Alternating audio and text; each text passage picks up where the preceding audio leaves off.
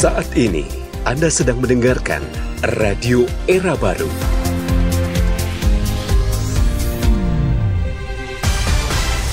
More green, more sustainable. Green Radio Line.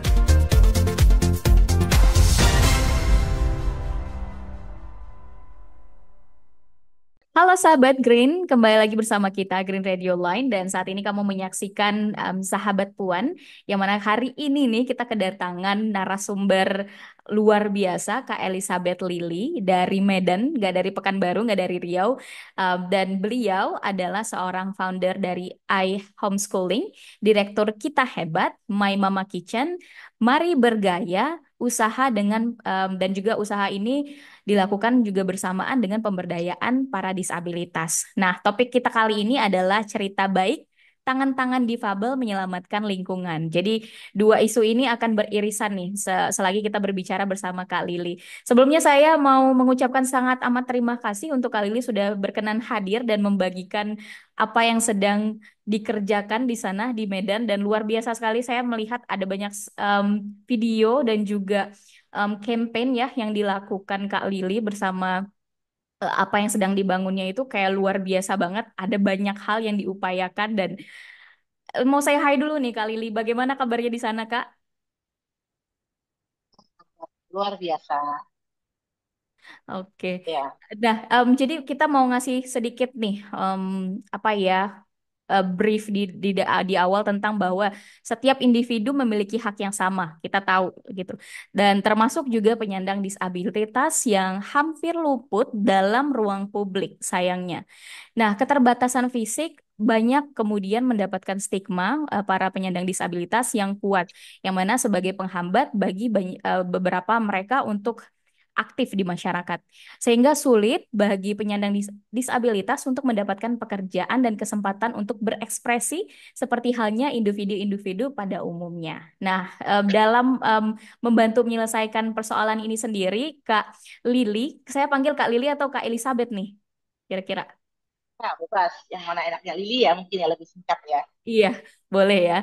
Dan Kak Lili ini bersama iHomeschooling sekaligus direktur Kita Hebat yang tadi saya sampaikan hadir untuk meruntuhkan mimpi buruk bagi teman-teman penyandang disabilitas. Luar biasa sekali. Nah, ide dan gagasan beliau memberikan kesempatan bagi anak-anak difabel untuk dapat berkontribusi dalam masyarakat dan juga penyelamatan lingkungan. Dua hal sekaligus. Nah, Kak Lili, terima kasih banyak sudah menyempatkan waktunya untuk berbicara bersama Puan di Bumi dan juga Green Radio Line. Nah, saya punya pertanyaan satu nih untuk di awal. Mungkin Kak Lili bisa ceritakan tentang lembaga yang banyak banget tadi gitu ya. Saya ngelihat banyak video dan berita tentang apa yang sedang Kakak bangun. Wow, luar biasa sekali Kak Lili. Ada banyak sekali hal yang dibangun dan gimana tuh time manajemennya dan apa ya tentang lembaga-lembaga tadi boleh sampaikan dan kegiatannya apa sih yang bersama dengan anak-anak atau kelompok disabilitas. Boleh Kak, silakan. Jadi kebetulan tahun 2003 saya dan suami kita mendirikan sekolah untuk anak-anak berkebutuhan khusus. Nah, pada saat itu anak-anak masih kecil. Jadi kami tuh sebenarnya awalnya hanya mendirikan sekolah itu supaya anak-anak bisa sekolah, bisa mendapatkan kesempatan sekolah pada saat itu. Nah, semakin lama, semakin tentunya anak-anak semakin besar. Kemudian akhirnya dulu kita menetapkan kita mungkin anak-anak hanya sampai di usia 20 tahun. Ya, di Pulau Jawa sana juga banyak sekolah untuk anak-anak yang sudah remaja, ya batasnya mungkin hanya sampai 20 tahun. Jadi kami juga akan berpikir seperti itu. Tetapi setelah anak-anak mendekati 20 tahun, ternyata kami melihat bahwa ya akhirnya anak akan kembali ke rumah dan nggak ngapa-ngapain. Seperti itu. Akhirnya kami berpikir kita harus melakukan langkah berikutnya. Salah satunya adalah membuka usaha. Sebelum membuka usaha itu sebenarnya saya berpikir kita bisa mencarikan peluang kerja untuk mereka. Jadi pada saat mereka sekolah memang kita sudah mengajarkan berbagai keterampilan. Misalnya mereka juga seminggu sekali selalu ada kelas masak, seminggu sekali selalu ada berkebun dan sebagainya. Jadi mereka sudah punya skill sebenarnya, sudah belajar mandiri, sudah punya skill dan sebagainya. Tapi eh, pada saat kita mencari peluang usaha untuk peluang kerja awalnya, peluang kerja untuk mereka, tidak banyak teman-teman yang memberikan kesempatan itu. Mungkin ada teman yang sudah sangat dekat dan dia memberikan kesempatan itu, tapi hanya seminggu sekali, kemudian hanya eh, hanya seminggu sekali atau seminggu dua kali, itu pun hanya 1 jam. Jadi itu masih sifatnya seperti ya sekali-sekali atau magang kecil-kecilan seperti itu. Tapi pada saat anak-anak diberikan kesempatan itu, saya melihat anak-anak sangat sungguh-sungguh mengerjakannya dan anak-anak sangat menghargai kesempatan. Dan saya menjadi pengen banget anak-anak tuh bisa kerja setiap hari seperti kita semua. Mhm. Anak-anak punya aktivitas yang panjang dari pagi sampai sore, punya kesempatan, punya hak untuk maju seperti kita semua. Akhirnya eh, dengan berbagai cara, usaha, termasuk kami juga mengusahakan agar kami mendapatkan granti dari berbagai pihak. Akhirnya kita mulai dengan pertama usaha kita adalah kita hebat. Kita hebat itu adalah usaha mengelola sampah, terutama sampah organik, sampah-sampah dapur, itu menjadi produk-produk kebersihan. Nah, itu waktu itu kita mulainya waktu kita pelajari itu sebelum pandemi sih sebenarnya 2018 2019.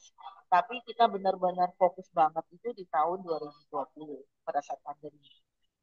Dan Oh. memang usaha inilah yang banyak menolong sekolah juga dan juga anak-anak yang pada saat itu kita nggak bisa kemana-mana, kita hanya di sekolah, tapi kita mengerjakan usaha ini dan Mhm. kita jualan melalui Tokopedia, marketplace dan sebagainya dari sosmed. Dan itulah yang membuat sekolah kita bisa bertahan pada saat pandemi. Iya. Gitu. Keren banget. Nah, saya tertarik nih, Kak. Kakak itu kan mengangkat dua isu ya, yang kemudian sebenarnya penting di masyarakat, tapi tidak jarang terabaikan, yaitu isu lingkungan sekaligus isu disabilitas begitu. Ya. Kenapa kemudian membawa dua isu ini di lembaga yang Kakak jalankan di homeschooling, kita kita hebat ya, dan Ya. banyak lainnya. Kenapa gitu loh, Kak? Apa yang mendasari? Penasaran banget.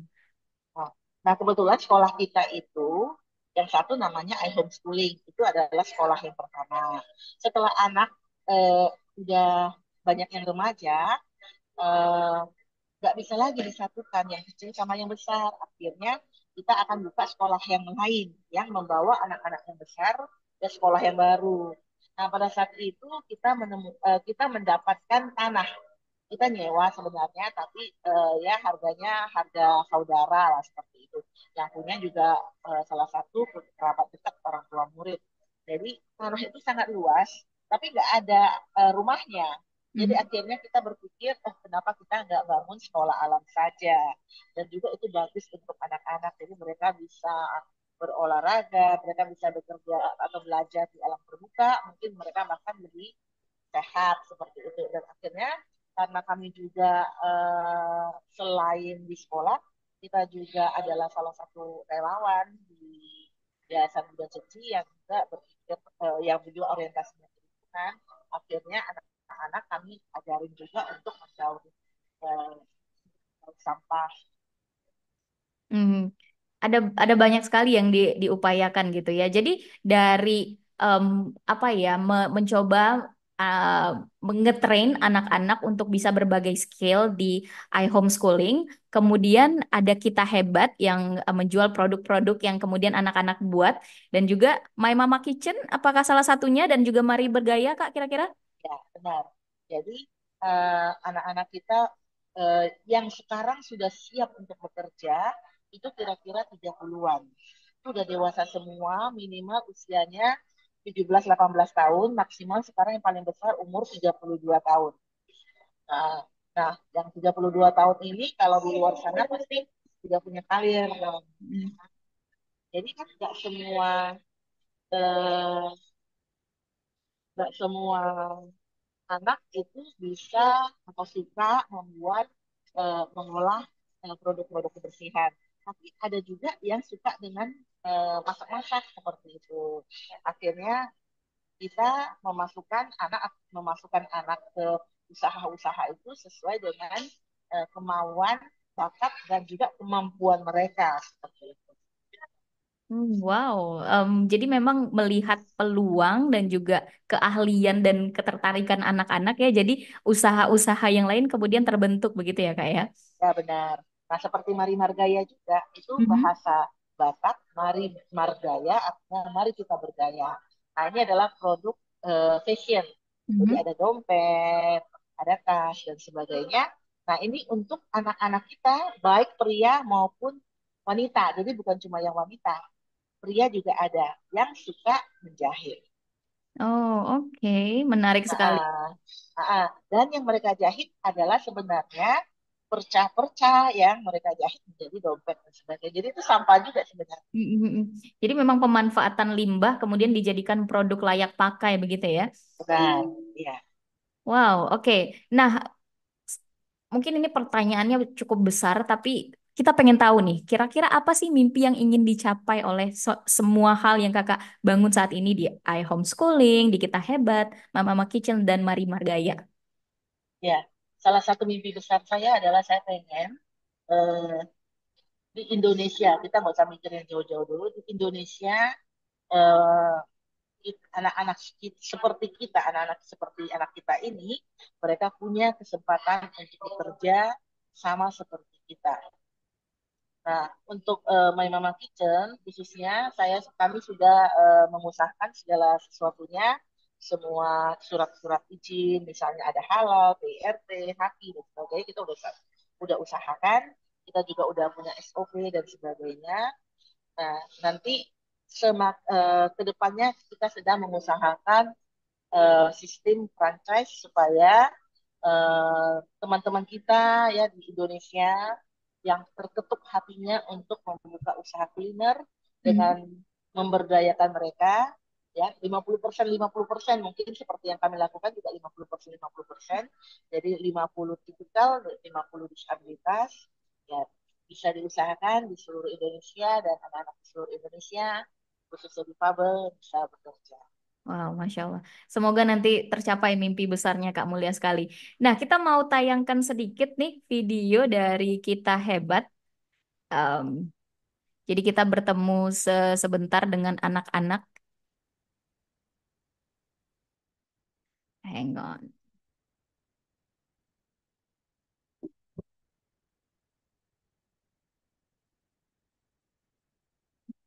Kita hebat, seperti remaja istimewa berbahan putih yang diolah mulai dari membuat packaging, kemudian menghasilkan beberapa produk lagi seperti salah satunya sampo dan sabun-sabun yang lain. Ramah untuk lingkungan, aman untuk kulit. Mari dukung remaja-remaja kita, remaja-remaja disabilitas. Mari dukung dengan menggunakan produknya. Produk kita hebat bisa didapat di Tokopedia dan Shopee. Ayo, kalau bukan kita, siapa lagi? Oke, kita masih ada satu video juga yang sepertinya menarik kalau untuk ditayangkan yang ini. Kafe ini bukan hanya menyajikan makanan vegetarian atau vegan, makanan kita bebas gluten dan 90% produk kita atau makanan kita itu kita buat sendiri semuanya. Yang kedua, kita pemberdayaan remaja-remaja berkebutuhan khusus, remaja-remaja istimewa, mulai dari chef, waiter, helper, sampai ke kasir. Nah, kafe kita ini zero waste, jadi sampah-sampah dapur tidak terbuang percuma, tapi kita olah menjadi sesuatu yang berguna. Kita bisa lebih memperkenalkan menu-menu vegetarian kepada teman-teman di luar sana supaya lebih suka makan makanan non hewani. Kita bisa mendukung remaja-remaja kita, remaja-remaja istimewa supaya mereka bisa lebih maju. Karena kalau nggak kita siapa lagi?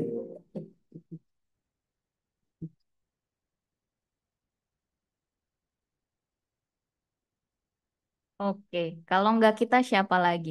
Nah, em, tadi kan penyampaian bahwa em, kitchen yang dibangun itu adalah My Mama Kitchen maksud saya itu adalah hanya khusus makanan vegetarian kah atau tidak hanya itu Kak?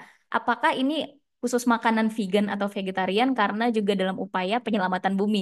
Karena kan lebih baik ya sebenarnya untuk bumi untuk kita mengkonsumsi makanan yang non hewani. Boleh disampaikan mungkin Kak? Ya, benar. Jadi Mama Kitchen ini adalah satu restoran kecil. Menunya juga hanya menu vegetarian, vegan, dan bebas gluten. Jadi selain eh, sengaja menunya diatur seperti ini supaya anak-anak disabilitas yang memang alergi dengan gluten dan juga dengan hewani itu mereka bisa konsumsi sehingga lebih sehat dan perkembangan mereka lebih baik dan juga tentunya ke alam. Jadi ya teman-teman semua tahu kalau misalnya makanan kalau banyak eh, pengolahan makanan-makanan hewani, punya banyak peternakan itu akan membuat kita jadi kurang baik. Mhm. Oke, saya juga mau menyinggung sedikit tadi video pertama yang kita tayangkan, kita hebat di sana.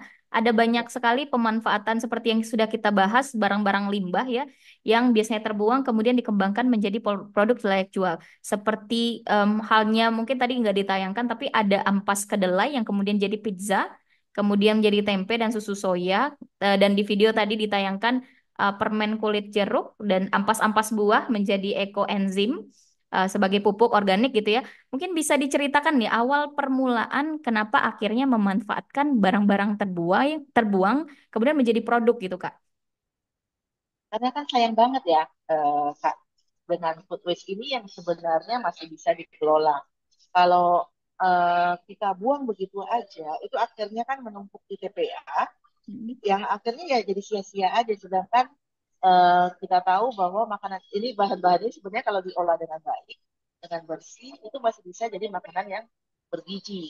Misalnya kalau contohnya kan kami beberapa kali dalam seminggu itu kita membuat susu soya karena eh, anak-anak kami nggak boleh minum susu sapi, nggak boleh minum susu yang mengandung kasein. Jadi kita minum susu soya kebanyakan. Nah, ampasnya tentunya sangat banyak. Nah, ampas ini yang sangat banyak ini kalau kita buang ke tong sampah itu menjadi sampah menumpuk di TPA. Nampaknya cuma sedikit, tapi kalau lama-lama ya jadi sedikit juga. Nah, tapi kalau ini kita kelola ternyata bisa. Misalnya dari ampas ini kita bisa kelola menjadi tempe. Nah, tempe ini terbuat dari ampas tahu dan luar biasa enaknya.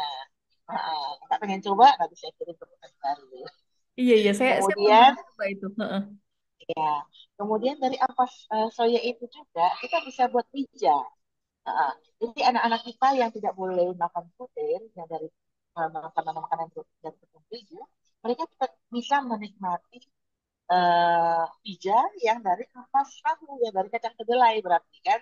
Jadi bebas gluten.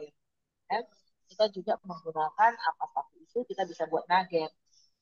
Nuggetnya itu dicampur dengan kaldu lagi dan juga jamur. Jadi ada ada gizinya juga. Iya. Mungkin kebanyakan masyarakat umum ya pemikirannya untuk memanfaatkan sampah atau limbah kemudian dijadikan produk gitu ya Kak. Ada kekhawatiran prosesnya yang Ya, ribet gitu.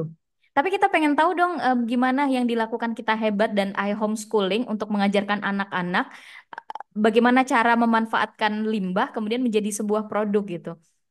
ya. Apakah memang Kalau sesulit misal kebanyakan orang-orang pikir gitu? eh, kita banyak membaca, banyak melihat, kemudian kita uji coba. Seperti itu. Jadi kalau misalnya kita ada dua tempat, ya kan, jadi ada satu tempat yang mengelola sampah menjadi produk-produk kebersihan. Nah itu misalnya ampas-ampas kulit buah, kemudian ada juga misalnya sisa-sisa sayur, tapi sayur yang masih mentah, misalnya itu bisa kita kelola menjadi eco-engine. Nah, itu yang ada di video kita hebat. Kemudian kalau yang sudah dimasak sisanya nggak bisa dimakan lagi, mau diapain? Mau dikelola jadi makanan lagi juga nggak mungkin. Nah itu kita bisa ke kompos. Jadi kita ada tempat untuk mengelola kompos sehingga anak-anak bisa belajar berkebun juga. Nah, anak-anak kita awalnya tuh nggak suka makan sayur. Saya rasa banyaknya anak-anak nggak suka makan sayur. Ya. Tapi setelah kita mengajari mereka berkebun dan mereka memanen hasil kebunnya, mereka sangat suka sekarang makan sayur karena ini hasil dari kami katanya. Jadi Hmm. ini adalah hasil dari tanaman-tanaman yang sayur-sayur yang mereka tanam. Jadi mereka sangat semangat sekarang kalau makan sayur gitu. Nah, kalau yang produk makanan, pengolahan menjadi produk makanan itu bisa kita lakukan di Indonesia. Oke. Berarti sebenarnya tidak seribet yang banyak dipikirkan orang-orang ya, Kak, dalam prosesnya sendiri. Enggak, ya asal mau pasti ada jalan. Benar, benar, benar. Nah, itu juga bisa jadi sebuah cara nih untuk sahabat Green yang saya sekarang mendengarkan mungkin yang bingung gitu anaknya nggak mau makan sayur banyak Kak yang kemudian sampai dewasa kan nggak suka sayur padahal kan tubuh kita membutuhkan serat dari sayur begitu ya. Cara Ya, seperti ini bisa nih diajak berkebun, diajak composting dan ya, mendaur ulang limbah gitu ya untuk membuat kecintaan mereka juga. ya, diajak masak. Nah, pasti suka makanan yang mereka masak sendiri. Iya, benar sih, setuju. Nah, kita move ke pertanyaan selanjutnya nih, Kak. Capaian dan kesuksesan apa sih yang menurut Kakak paling membanggakan selama ini? Pasti banyak banget nih pencapaian Kakak dengan banyak hal yang apa ya yang dibangun saat ini. Ini ke kemampuan anak atau ke lingkungan. Both bisa disampaikan keduanya? Oke, kalau ke lingkungan. Nah, kebetulan kita kan ada kemarin itu kita mengumpulkan minyak jelantah. Program ini sebenarnya sebelum pandemi tahun 96 kita udah lakukan sih. Sorry, tahun 2000 eh, pandemi 2020 kan 4 tahun sebelum pandemi itu kita sudah lakukan sih sebenarnya. Nah, kita kumpulin minyak jelantah. Kemudian awalnya kita hanya kumpulin minyak jelantah kita dan kemudian kita kumpulin minyak jelantah para orang tua murid. Kemudian akhirnya kita berkembang ke minyak jelantah tetangga-tetangga kita di lingkungan kita. Kemudian saya juga membuat kampanye ke sekolah-sekolah agar minyak jelantah tidak dibuang. Jadi para orang tua murid atau siapa saja boleh bawa minyak jelantahnya dikumpulkan. Tapi supaya mereka semangat, setiap kali mereka memberikan minyak jelantah, kita kasih sabun, sabun batang. Sabun batang itu untuk cuci baju, laundry. Nah, sabun batang ini juga terbuat dari minyak jelantah. Jadi supaya lingkungan kita tuh gak rusak gara-gara minyak yang kadang-kadang kita nggak terpikir. Dan sekarang jadinya semakin banyak orang yang mengumpulkan minyak jelantah. Teman-teman juga kayaknya saya nggak usah sekeras dulu lagi untuk kampanye karena teman-teman udah pada tahu otomatis kalau misalnya sudah terkumpul sekian banyak mereka akan membawa ke tempat kami untuk diberikan produk. Oh, Kan ada juga beberapa kafe yang kita memberikan. itu menarik banget. Saya juga nonton videonya bahwa minyak jelantah kemudian bisa menjadi sabun. Itu gimana ceritanya sih, Kak? Nah, jadi karena minyaknya banyak, terus saya mikirin nih apa yang mau dilakukan. Saya lihat juga di YouTube, kemudian saya uji coba, kemudian saya diskusi juga dengan beberapa guru saya. Akhirnya kita mendapatkan yang satu formula kita bisa buat sabun dari minyak jelantah, di mana produk ini sangat ramah untuk lingkungan. Kemudian kalau kita menggunakannya di tangan kita itu tidak panas, tidak perih seperti itu. Jadi kalau minyak jelantah yang awalnya mengotori lingkungan setelah dia berubah jadi sabun, menjadi busa, dan Mm-mm. dia tidak mengotori lingkungan lagi, tidak merusak lingkungan lagi dan habis seperti itu. Kalau Wah. dulu waktu saya kecil tuh ingat masih suka ikut sama bapak saya nyari-nyari cacing di selokan ya untuk Heeh. makan ikan misalnya ikan hias. Nah, Mm-mm. sekarang kalau kita mau mencari cacing-cacing itu lagi di selokan sekarang udah jarang banget. Kenapa? Karena banyak minyak jelantah dibuang di selokan-selokan. Make sense, make sense. Tapi luar biasa sekali, sangat amat inovatif gitu loh, solusi yang ditawarkan. Menarik. Nah, kalau tadi in terms of capaian dan kesuksesan ya, dari anak-anak sendiri gimana, Kak? Apa yang paling membanggakan? Ya, jadi setelah mereka punya kesempatan untuk berusaha, kesempatan untuk bekerja, mereka tambah percaya diri, tambah mandiri, eh, pintar mengatur waktu, dan bahkan mereka tidak minder Mhm. kalau mereka harus berlomba dengan anak-anak di luar sana yang normal misalnya. Kita baru bulan lalu ikutan lomba masak dan kita dapat juara 3. Wow. Dan lawan-lawan kita tentunya anak-anak normal, remaja-remaja dan mereka yang Wow, luar biasa sekali. Saya ngelihat foto apa videonya ya tentang anak-anak ikut lomba masak saat itu. Saya pikir lombanya ya, adalah lomba khusus anak disabilitas, ternyata enggak. Mereka ya, compete sama yang lain gitu ya. ya. Sampai sekarang kita belum pernah sebenarnya lomba dengan anak-anak sesama anak disabilitas. Kita Mm-mm. sudah beberapa kali lomba dan kita selalu berlomba dengan anak-anak normal. Oke, berarti memang aksesnya bahwa lomba-lomba yang dikhususkan untuk anak disabilitas masih terbatas juga ya, Kak ya? Eh, Kebanyakan sih dari program SLB ya. Tapi Mhm. memang saya nggak target ke sana sih. Saya ingin anak-anak kita tuh bisa menunjukkan ke dunia luar bahwa hanya takdir yang tidak bisa mereka tepiskan. Ya. Tapi nasib masa depan adalah tanggung jawab mereka. Wah, Mereka harus bisa. keren banget. Sangat amat inspiratif kali ini. Oke, kita moving ya Kak ya ke pertanyaan selanjutnya yang pastinya banyak ditemukan nih di perjalanan Kakak membangun banyak em, perusahaan atau lembaga yang sekarang Kakak jalani gitu ya.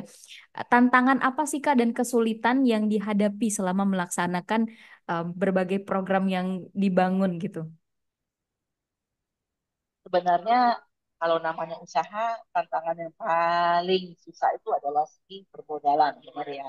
Mm-mm. Nah, kita dan kita nggak bisa mencari modal itu dari orang tua murid ya, atau orang tua dari anak-anak karena mereka juga punya kesukaran masing-masing ya. Jadi ya kurang lebih aja yang mungkin mereka bisa bantu. Nah, kami berusaha mencari dana-dana ganti. Itu salah satu kesulitan kami juga karena kita benar-benar harus belajar untuk mendalami keuangan, membuat laporan keuangannya bagus dan sebagainya yang membuat uh, pihak-pihak yang memberikan grant itu percaya dan mau membantu kita seperti itu. Nah, itu salah satu kesulitannya. Nah, kesulitan yang berikutnya itu adalah misalnya kita harus mencari uh, tim guru, atau kalau di usaha kita itu kalau di sekolah namanya guru, di usaha namanya staff mentor. Nah, kita harus mencari staff mentor yang benar-benar mereka bekerja dengan visi untuk memajukan anak-anak ini, bukan untuk ya asal ada kerja saja. Nah, itu yang benar-benar kita latih. Benar-benar mencarinya juga nggak gampang. Dan nggak ada yang siap jadi semuanya. Kita latih baik secara keterampilannya kita latih, mentalnya juga harus kita latih. Seperti itu. Ya, kesulitan yang lain seperti usaha-usaha yang lain saya. Tapi saya percaya kalau kita punya niat yang baik, etikat yang baik, selalu ada. Iya bener. Dari mana aja itu tiba-tiba datang pertolongan gitu ya kalau memang Benar, niatnya baik gitu. Oke. ya. Nah tadi disebutkan mungkin tantangan, kesulitan dan juga cara mengatasinya juga sudah disebutkan ya. Kemudian selanjutnya nih pertanyaan saya, gimana sih menurut Kakak dukungan dari masyarakat ya atau lingkungan sekitar tentang apa yang sedang digerakkan oleh iHomeschooling, Kita Hebat, My Mama Kitchen dan Mari Bergaya nih terkait anak-anak dengan disabilitas? Kalau kita sih, ya maksudnya semuanya mendukung kita. Tidak ada yang melarang ataupun merasa, aduh, gimana nih ya, misalnya kalau di lingkungan sekolah, misalnya kita di lingkungan sekolah kita kan di tengah-tengah penduduk ya. Mhm. Tapi kita didukung kok. Artinya misalnya ada anak yang sedang tersesat atau ada anak yang masih kurang mandiri, kemudian mereka dia lari keluar, terus kita kecarian. Nah, penduduk bisa bantu mencari. Bahkan kalau melihat mereka langsung ini anak dari sekolah alam ini, dibimbing seperti itu. Kalau dari segi lingkungan sih oke. Kemudian kalau kegiatan yang kita adakan di sekolah, Mhm. kemudian yang juga merangkul penduduk-penduduk di sana, di lingkungan sekitar kita, warga-warga di sekitar kita, mereka juga sangat mendukung. Oke, berarti kalau anak-anak di iHomeschooling ini adalah sekolah alam berarti ya, itu mereka akan mendapatkan sertifikat atau ijazah kakak di saat lulus seperti apa? Tergantung dari kemampuan dari si anak. Jadi Mhm. satu homeschooling, satu lagi sekolah alam Medan. Jadi ada dua Oh, sekolah beda yang ya. berbeda, tapi kita memang itu memang dua-duanya kita kelola. Satu untuk yang kecil, satu untuk yang besar. Yang besar itu di sekolah Sekolah alam. alam Medan. Oh, I see. Oke, berarti berdasarkan skill mereka begitu ya nanti ijazah yang diterima gitu. Nah, ijazahnya itu keluar dari Dinas Kesetaraan sebenarnya. Nggak semua anak dapat karena nggak semua anak sanggup untuk ujian. Uh, dan kalau misalnya ada anak yang nggak sanggup, kita juga nggak maksa, orang tua juga nggak maksa. Yang penting mereka, anak-anak ini punya keterampilan, punya kegiatan, bisa mengisi waktu-waktunya untuk sesuatu yang bermanfaat. Tapi kan ada juga yang uh, mereka punya kemampuan intelektual yang cukup untuk Ya. ikut ujian. Uh, Anak kami ada loh di seleksi ya, tapi Mhm. dia tembus UGM loh. Masya Allah, wah keren banget, ya ampun. Ya. Oke, tadi dari dinas apa Kak? Kurang kedengeran yang memberikan ujian? Ya, dinas pendidikan, dinas kesetaraan. Dinas. Paket kejar ini, kejar paket A, kejar paket B. Seperti itu. Oh, oke, I see. Nah, kita moving nih ke pertanyaan selanjutnya. Em, s- Tadi udah apa ya dibahas sedikit sih sama Kak Lili tentang bagaimana masyarakat em, respon masyarakat, dukungan masyarakat gitu. Jadi dari yang Kakak sampaikan tadi apakah masih ada stereotip di masyarakat tentang kelompok disabilitas atau completely nggak ada di lingkungan sekolah? Kalau di lingkungan kami kayaknya tidak ada sih, karena mereka semua mendukung kita. Uh, Mereka melihat tindakan-tindakan positif kita juga. Karena saya juga mau menunjukkan kepada lingkungan sekitar kita bahwa anak-anak ini bukan harus ditakuti atau disisihkan atau dijauhi seperti itu. Mhm. Uh, jadi anak-anak juga punya jadwal tertentu mengerjakan satu program yang namanya program berbuat baik. Kita pernah program berbuat baik ini salah satunya kita pernah membersihkan gereja dan juga membersihkan masjid. Jadi misalnya kalau yang di masjid itu kemarin kami lakukan setelah sholat Jumat.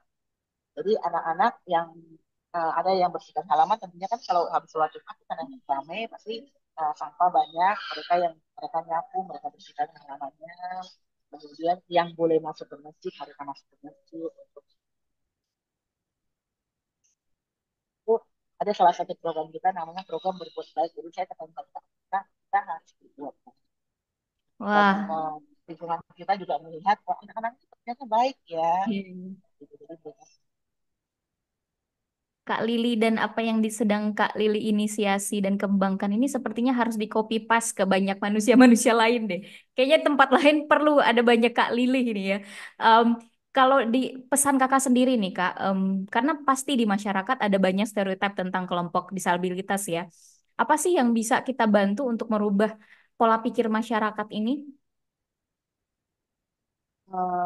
ya kita nggak bisa mengubah orang lain kita bisa mengubah diri kita. Orang mungkin akan menghargai kita kalau orang sudah melihat apa yang sudah kita lakukan. Kemudian juga teman-teman disabilitas. Nah, kita bisa mengembangkan teman-teman disabilitas menjadi orang layak dihargai. Jadi jangan cuma mengingat saja, tapi tunjukkan kemampuan kita itu sampai mana. Uh, sehingga kita bisa dihargai. Harus ada banyak program-program dari kita semua, termasuk program pemerintah kalau bisa, yang mengembangkan kemampuan-kemampuan dari disabilitas karena kita nggak bisa tutup sebelah mata ya disabilitas ini banyak banyak banget dan uh, jangan dikesampingkan Ya, saya juga benar-benar. menjadi serta masyarakat ya tapi Mhm. kan mereka adalah bagian dari Benar, benar sekali. Dan sepertinya isu-isu sekarang itu ada banyak gitu usaha-usaha di berbagai macam daerah yang kemudian anak disabilitas menjadi misalnya waiters dan diambil sebagai karyawan gitu ya Kak ya. Sepertinya isu ini cukup banyak diperbincangkan sekarang. Benar nggak sih menurut kakak gimana? Ya, cuma saya belum menemukan atau mungkin ada, cuma tapi hanya satu dua saja yang Mhm. benar-benar memperkerjakan. Yang sering saya temukan hanya masih event-event tertentu, artinya hanya satu hari seperti itu, sekali-sekali. Mhm. Sedangkan yang sangat diharapkan oleh teman-teman kita yang disabilitas adalah setiap hari, sama seperti kita juga kita pengen punya kegiatan setiap hari. Mereka juga. Iya, Dan mereka bisa loh ngatur jadwal mereka sendiri. Mereka wow. bisa atur waktu mereka sendiri. Mhm. Berarti itu ya tugas kita sekarang untuk terus menggaungkan dengan concern masyarakat yang telah ada dan penerimaan terhadap kelompok disabilitas, kita masih terus nih ada hal-hal yang terus harusnya diperjuangkan, yaitu mereka butuh pekerjaan yang layak dan setiap hari begitu loh. Mereka bisa Ya, bekerja seperti kita juga. Oke, ya, terima kasih banyak Kak Lili. Mungkin ada closing statement-nya nih sebelum kita akhiri. ya, sama seperti yang di video ya. Kalau bukan kita, siapa lagi? Jangan tunggu orang lain bertindak, kita duluan bertindak. Oke, keren banget. Saya mau kasih tepuk tangan karena Kak Lili keren banget dengan apa yang sedang Kakak Sama-sama. jalankan. Itu sangat menginspirasi saya sendiri selaku MC saat ini. Dan saya berharap sahabat Green yang kemudian mendengarkan bisa terinspirasi juga melakukan perubahan serta apa ya, hal-hal baik yang kemudian diberikan kepada masyarakat seperti halnya Kak Lili. Nah, sekian dulu sahabat Green, bincang-bincang kita tentang cerita baik tangan-tangan difabel menyelamatkan lingkungan. Nah, dari tangan-tangan Kak Lili ini ya, kemudian em, dipindahkan ke tangan-tangan anak-anak difabel. Keren sekali. Terima kasih banyak Kak Lili dan juga sahabat Green yang sudah menyaksikan hari ini. Make sure that you are stay tuned in Green Radio Line Beyond the Limit. Saat ini Anda sedang mendengarkan Radio Era Baru.